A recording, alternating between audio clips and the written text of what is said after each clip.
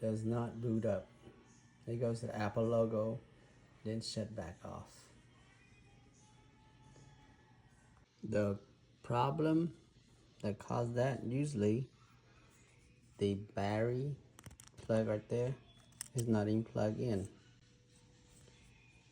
It will cause the phone to just boot up and shut back down with the Apple logo. Let's try and see what it do this time. Apple logo come on.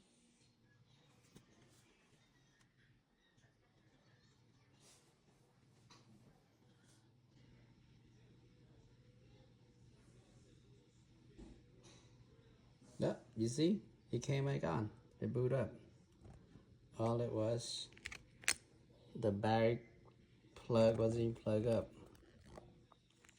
Hope that helped you.